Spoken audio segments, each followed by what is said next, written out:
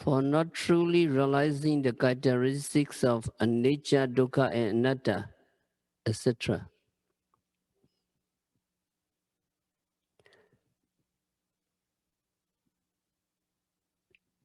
So contemplating vipassana is to prevent any opportunity for the occurrence of greed, anger, delusion, etc.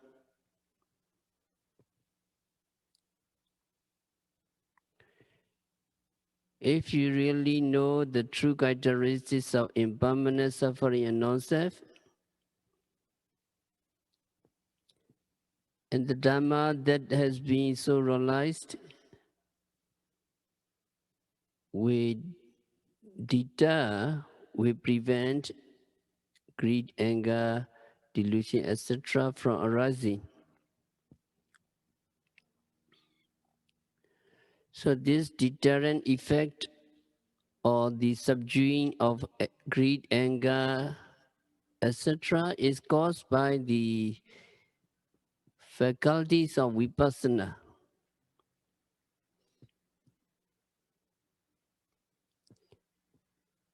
The realities of nama-rupa, psychophysical process, are conspicuous only for a very brief moment when they occur.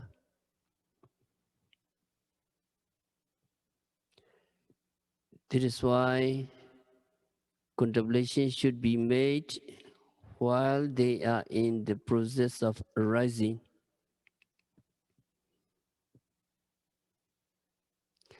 Only when contemplation is carried on at the moment of their arising, you can realize the true nature of their characteristics. Then Mahasi Sayadaw have this motto, real awareness of the phenomena can take place only when you contemplate at the moment of their arising. For example, a flash of lightning only occur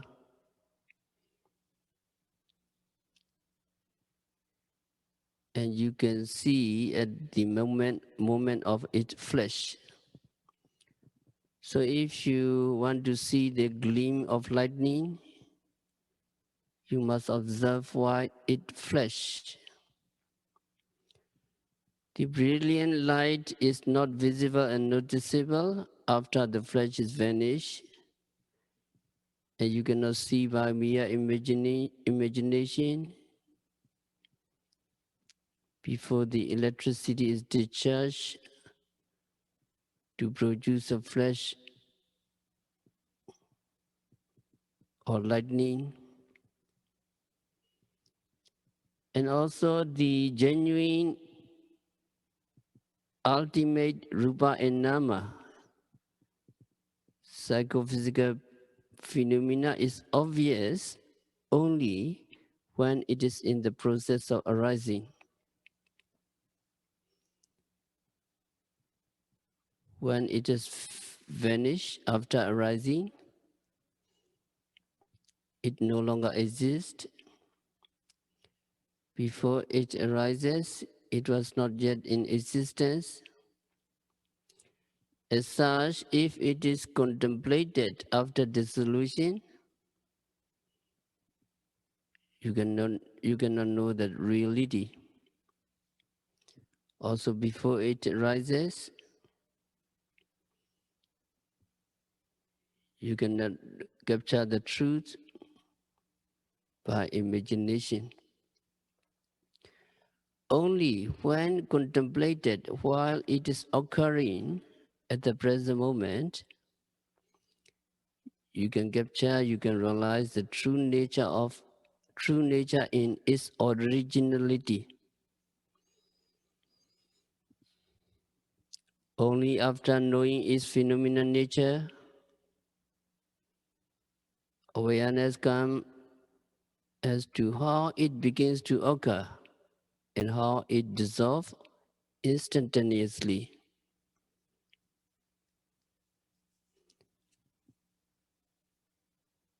And then Mazisara have this motto: first you need to know the true nature, and then you understand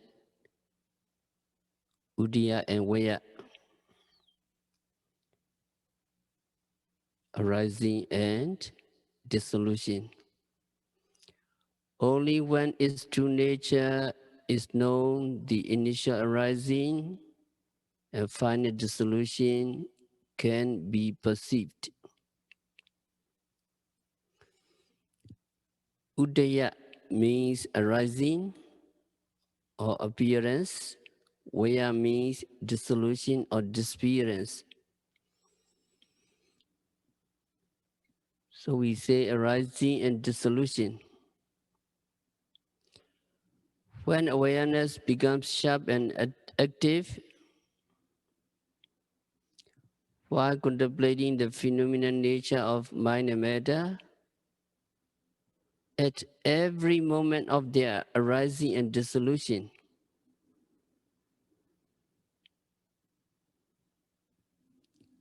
the real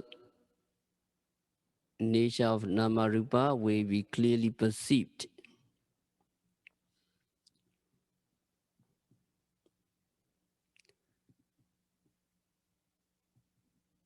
With inside knowledge as to how they begin to occur and end in dissolution.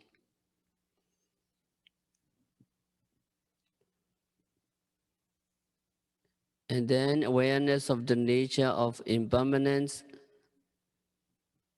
takes place only when arising and dissolution is perceived. When you see and realize a nature, impermanence, you also know dukkha and anatta, suffering and non-self. Contemplation of the phenomenal nature of mind and matter with the characteristics of impermanence, suffering and non-self is the genuine vipassana meditation.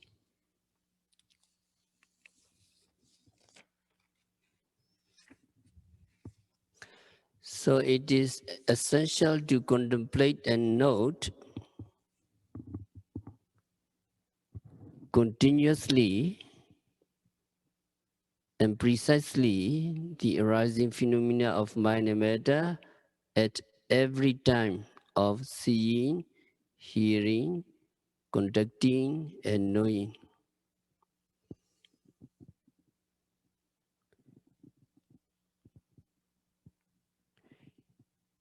In order to bring about the development of genuine vipassana knowledge.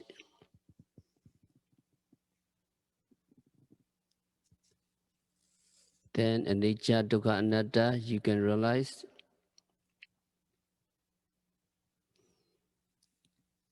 And when you practice, you can find only two things at every moment of meditation: nama and rupa. When you are mindful of rising and falling, when you are mindful of rising, there is the rising of the abdomen, and there is awareness. There are only these two things, nama and rupa. There's nothing in the form of a person administering the mindfulness of the rising of the abdomen.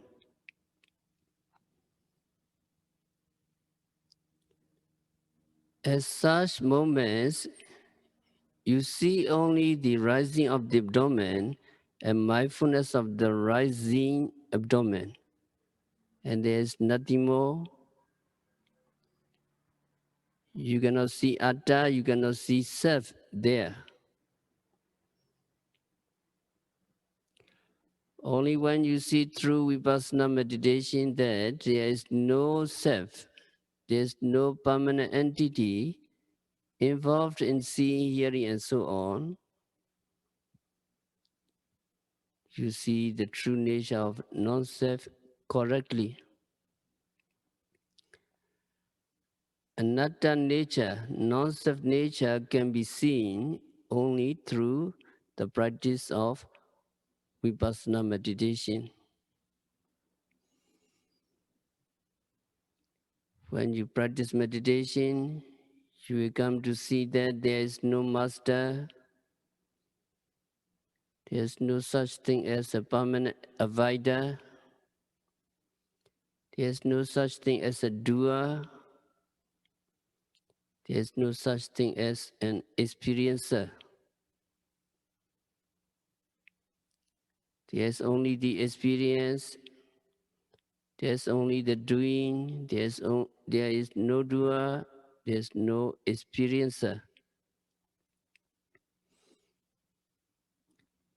At every moment of any experience, you can see for yourself that no person, no individual, no atta, no self is involved, but just the doing action, just the experiencing action. So through vipassana, you come to see the anatta nature of things.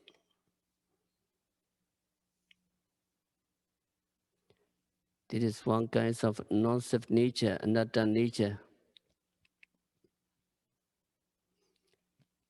There is another kind of anatta nature. It is not subject to any authority. It is not subject to any control. When you see mind and matter arise and disappear,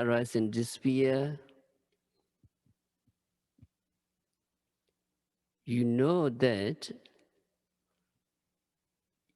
you cannot interfere with that process.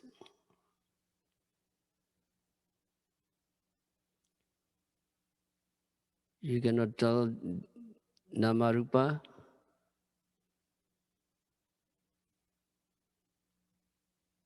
sadness, depression, stop arising.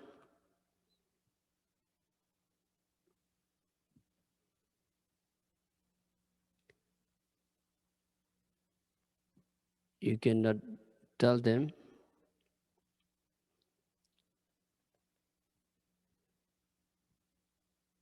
happiness, joy, stop despairing. You cannot tell them, you cannot do that. You cannot have any authority over them. We all are in the flow of arising and disappearing. We are helpless. Mind and matter just arise and disappear by their own nature, by their own free will, and not at our free will.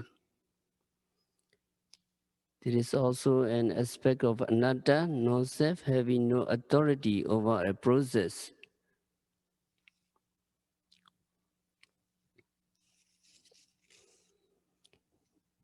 In order to know the anatta nature, we need to know three things. What is anatta? What is the characteristics of anatta? And what is anatta nupassana? What is it that is anatta? The same five aggregates is non-self. Five aggregates are non-self. The five aggregates have no self. And when you find the word anatta, you must be careful.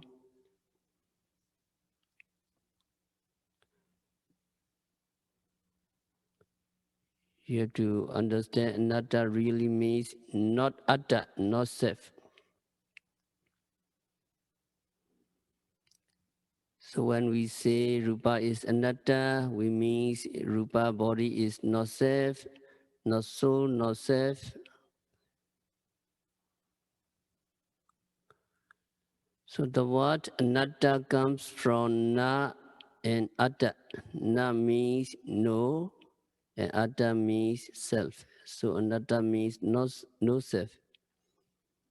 It also can mean not self, and when we extend the meaning, it can mean we cannot have any authority over it. And also it means the five aggregates have no core. Some trees have an inner core, the heartwood, but rupa, etc., have no such core that lasts forever and is permanent. So anatta has three meanings: not atta, not subject to authority, and no core.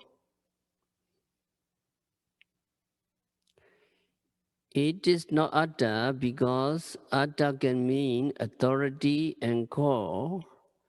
So when we say anatta, we mean one of these three things. It is not atta, we cannot have any authority over it, or it has no core. It is called the characteristics of anatta. The fact that we cannot exercise any authority over it, why do it being anatta? So what is it that is anatta? The five aggregates. What is the mark of anatta? Having no authority and also have no core, or being no core.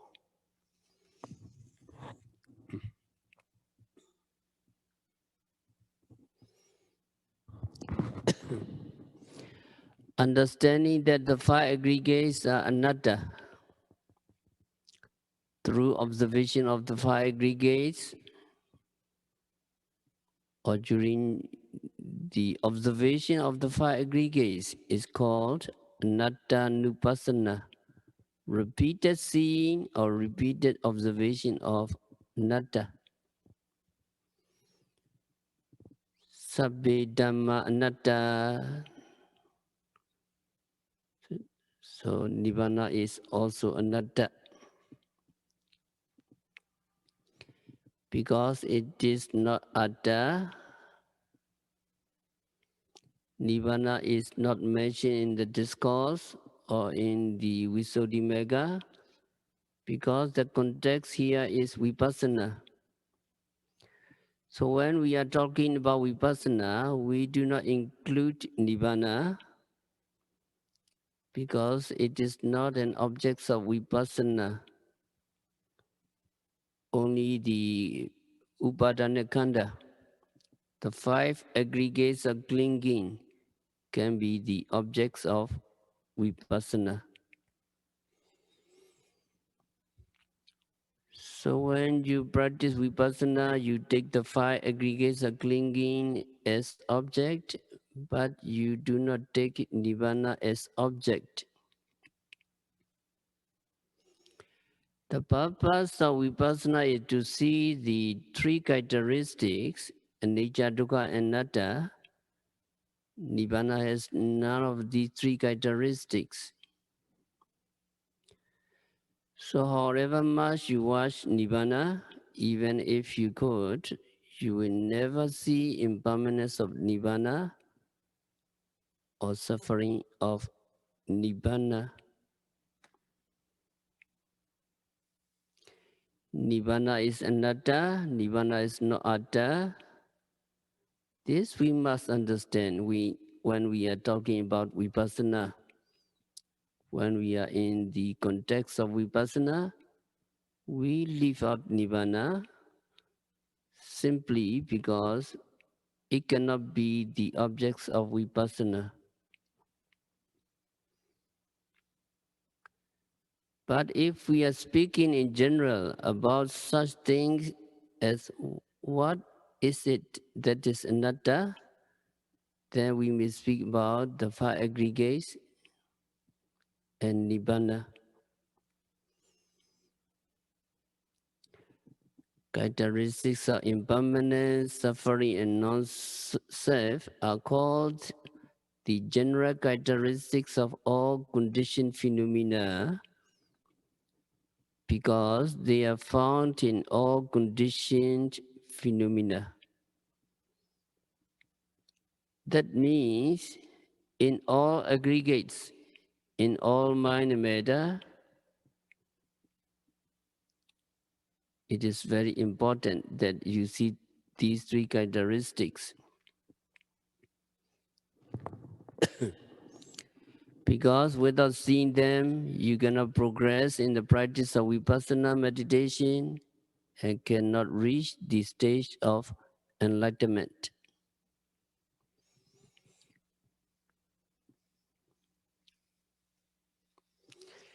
In order to see these three characteristics, there is no other way but to practice vipassana or to practice satipatthana meditation.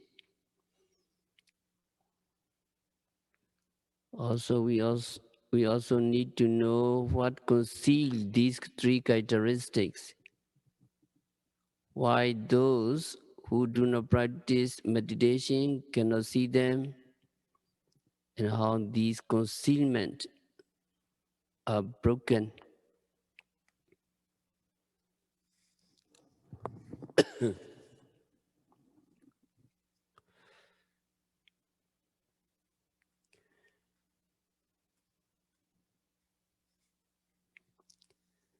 So seeing these three characteristics, anicca, dukkha, anatta, is not so easy because there are certain obstacles, certain barriers that conceal them.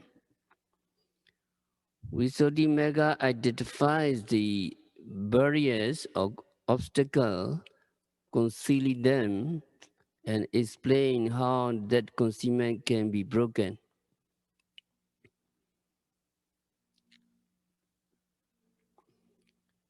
Visuddhimagga said, Udayabayanan amanasikara santatiya padichanata anicca lakkhana na upatati. Impermanence is concealed by continuity.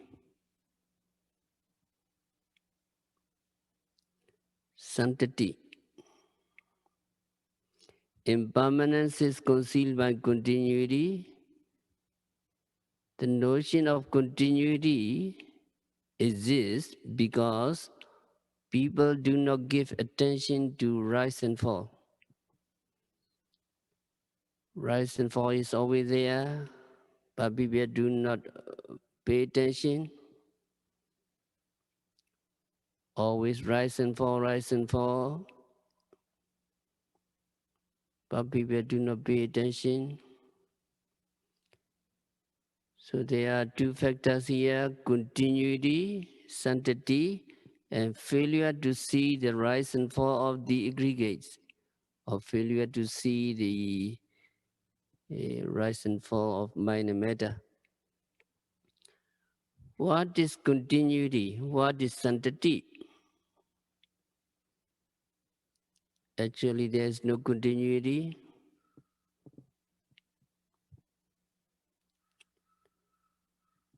It does not exist. It is only a notion. The notion that things are continuous, and this notion conceals the characteristics of impermanence.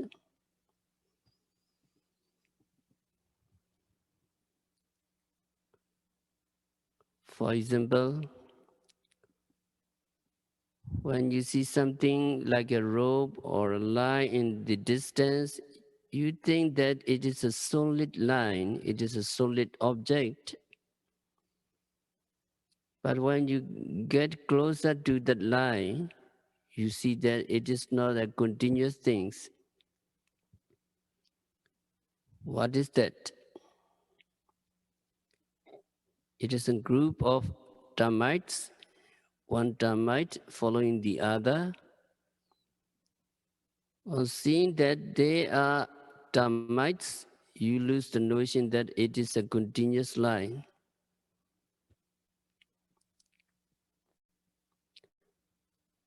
Which is correct? Which is the fact, the continuous objects or just the termite? You see a line of termites at a distance, but the fact is that there is not a line. What is true is termites, but not the line.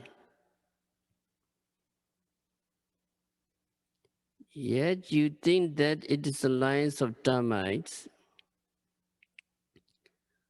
Why do you think that it is a line? It is a continuous thing. Why do you not see it as something made of segments or individual small things? Because you do not see the individual things. You cannot see them arising and disappearing. Your observation not complete. Suppose there is the beginning of one termite and its end is followed by the beginning of another termite.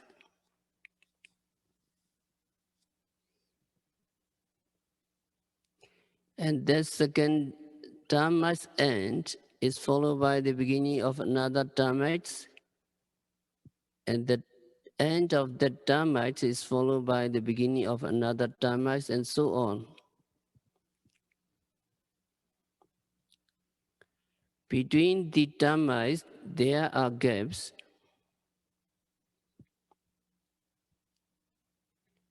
They are not connected as a solid whole, but from a distance. Your observation not clear, and these gaps or bricks between the termites cannot be seen. So you think you have seen a continuous line of them. However, there really is no such things as a line of termites. They are just termites following one after another.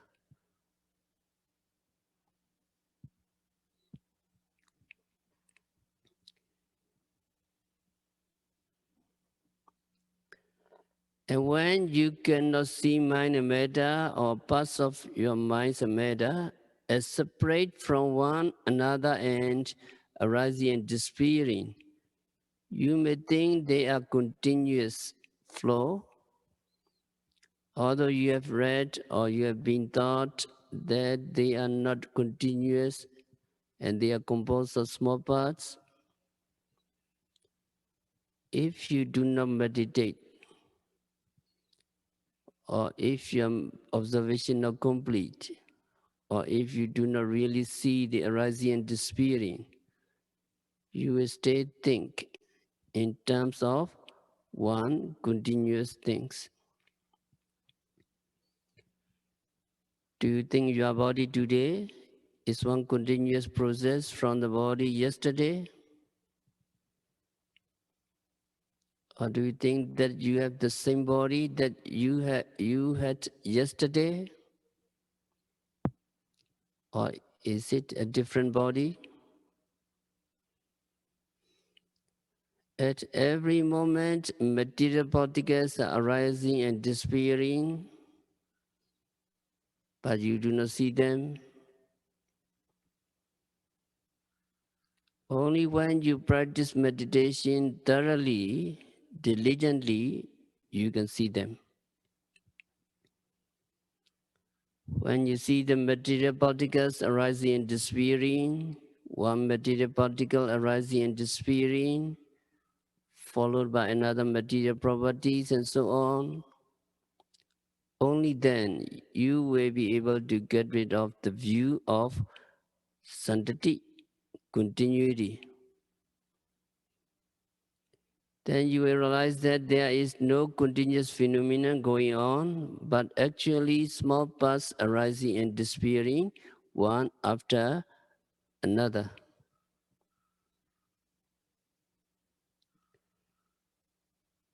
It is the same with the mind.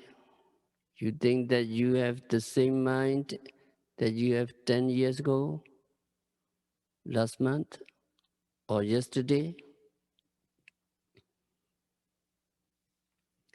But when you practice vipassana, you find that mind is new at every moment. New one, new one, new one. Old one goes. In one moment there is new consciousness. In one moment there is one consciousness, then it disappears.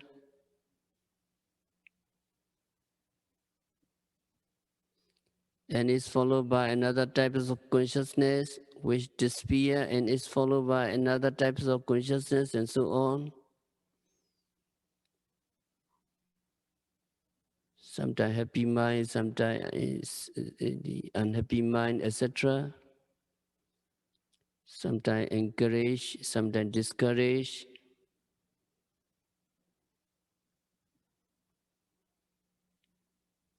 When you can see them as separate moments falling one after another, you are able to break the notions of continuity. Once it is broken, you have no sense of continuity, and the characteristics of impermanence becomes clear to you.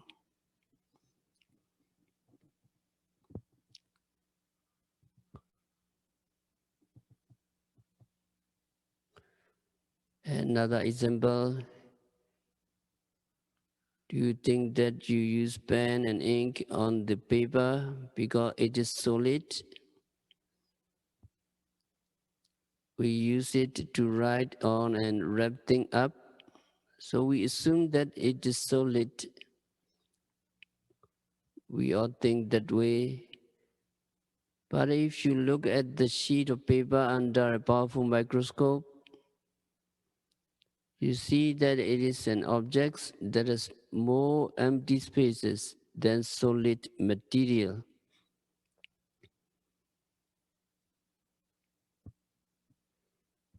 So it is not solid, it is something full of empty spaces.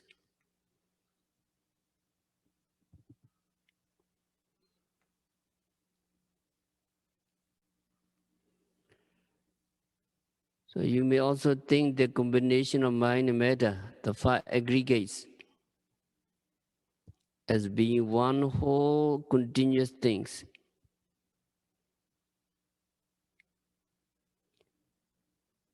Here no microscope can help, but in practicing vipassana, moment by moment, precisely, you will be able to see mind and matter as separate entities arising and disappearing. Seeing them arise and disappear at every moment, you are able to break the notions of continuity. Now you can see one after another. Vipassana knowledge is the powerful microscope.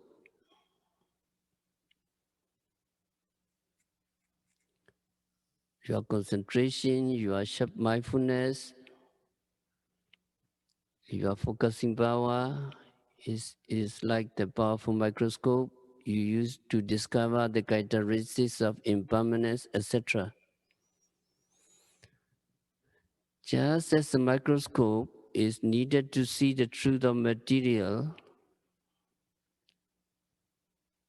we need vipassana knowledge in order to understand the truth of namarupa, mind and matter, or the five aggregates and to see their impermanent nature.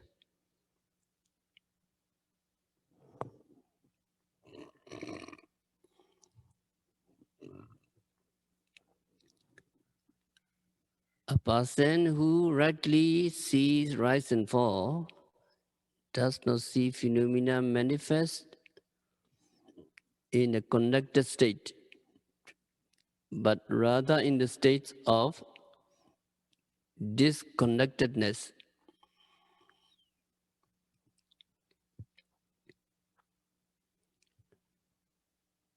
So to a person who practices vipassana and can see the rise and fall of the aggregates, the mental and physical states no longer appear as connected, but they are separate and unconnected.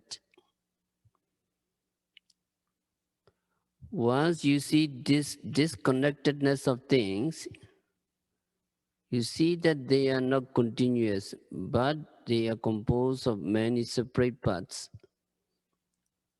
And then you come to understand that these constantly rising and falling things are impermanent. But as long as you think that they are continuous, it is impossible to see their impermanent nature.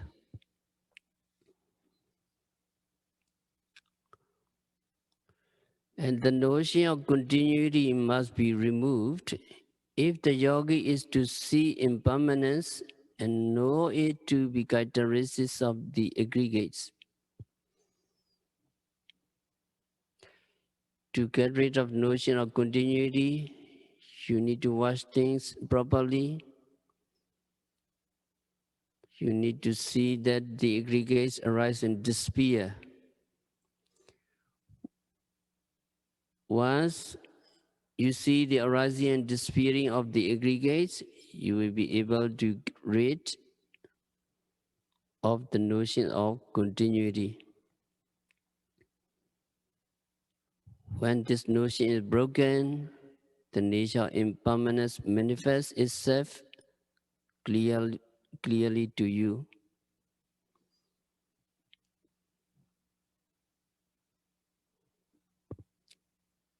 And then dukkha. According to the Visuddhimagga, the second characteristics of dukkha, suffering, does not become apparent. Because when continuous operation is not given attention, it is concealed by one's porches. Abhina sambati pilanasa amanasikara iriyapatehi patechanata dukkha na upatati.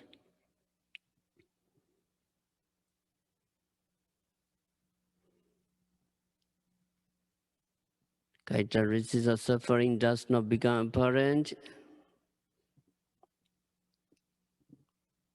because when continuous operation is not given attention and it is concealed by his porches. As you know, if we sit for some time,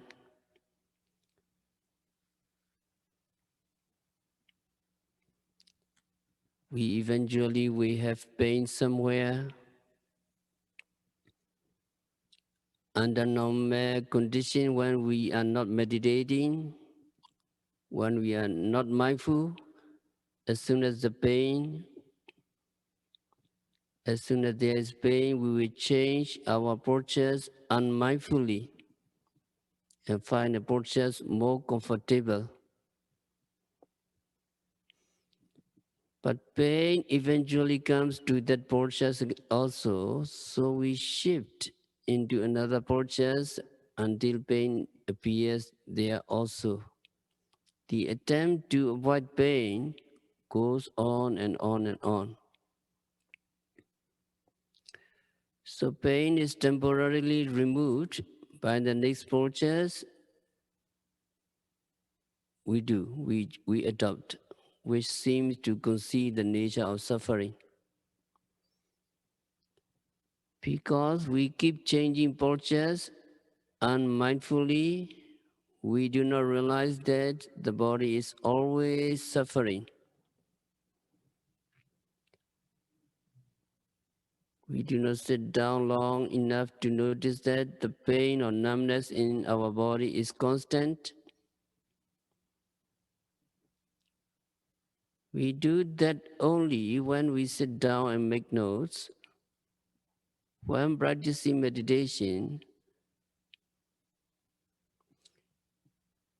so the changing of postures conceal the suffering nature, dukkha nature of the physical body.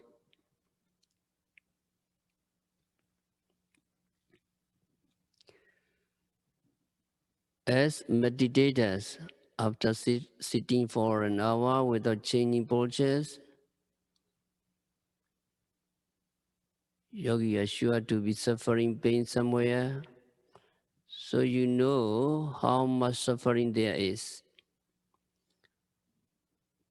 When the Visuddhimagga says pain is concealed by postures, iryapata, it means that it is concealed by the postures taken to remove the pain or suffering in the previous postures. And it continues. When the postures are exposed by attention to continuous oppression, the characteristics of pain becomes apparent in its true nature.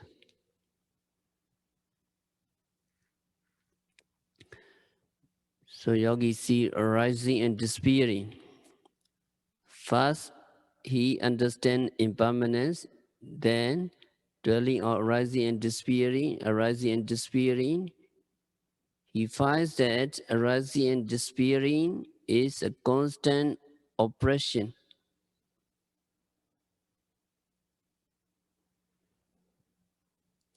When his attention is placed on this constant oppression caused by arising and disappearing, the portals can no longer conceal the nature of suffering, so suffering becomes evident.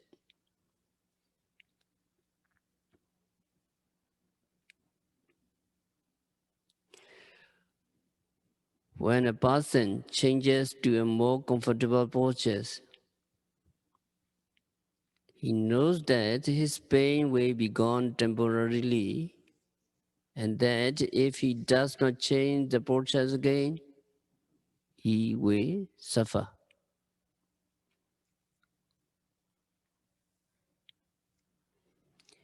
In this way, he knows that the pain in any postures is shifted by substituting another postures. But if he does not substitute another postures, the nature of suffering is revealed.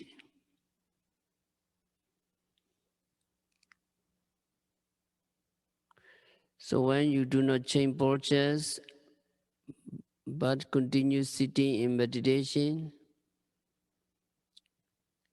you will see the suffering nature of things, the constant oppression caused by arising and disappearing.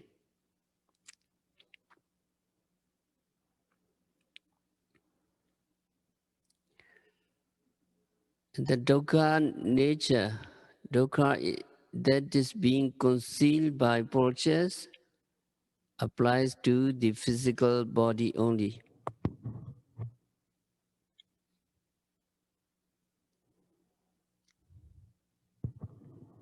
And how about the mind? What about the mind? Nama or Chaita? What about the mental states? It is not enough just to see suffering nature in our physical body. it is important that we see dukkha nature in the mental state also. Here, postures cannot conceal dukkha because postures have nothing to do with mental states. So with regard to mental states, failure to see the nama and rupa to arise and disappear is that which conceal the dukkha nature. The nature of dukkha is constant oppression by arising and disappearing. Only when you see arising and disappearing, you will see the dukkha nature. If you do not see them, you cannot see the nature of dukkha, nature of suffering. So failure to see arising and disappearing may be that which can see the second characteristics, the characteristics of suffering.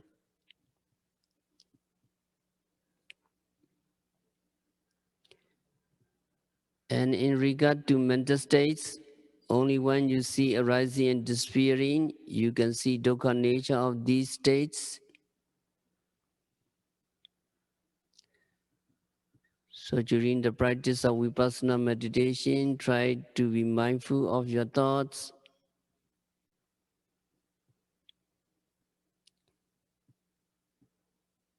When thinking about the future comes, pay attention to this thinking. When the thinking disappears, along with the attention, and is replaced by another thinking, another moments of attention,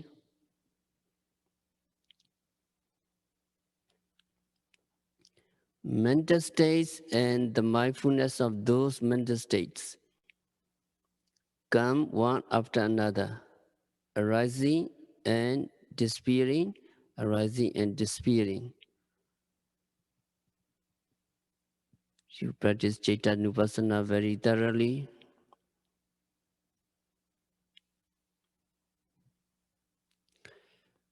When you see hundreds of objects arising and disappearing in this way, you cannot avoid understanding that they are bombarded and oppressed by arising and disappearing.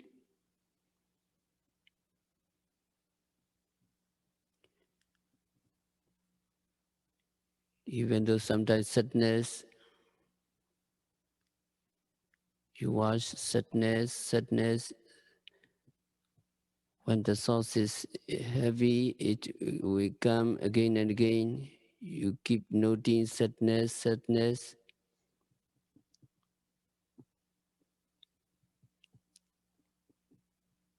you will understand that mental states arising and disappearing one after another. So only when you see the constant oppression caused by arising and disappearing, you really see the dukkha nature of mental states. And only when you understand dukkha nature in this sense,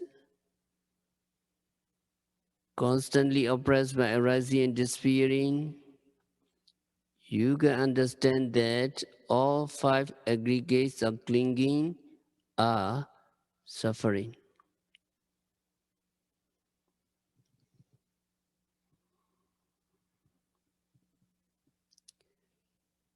And then that characteristics anatta.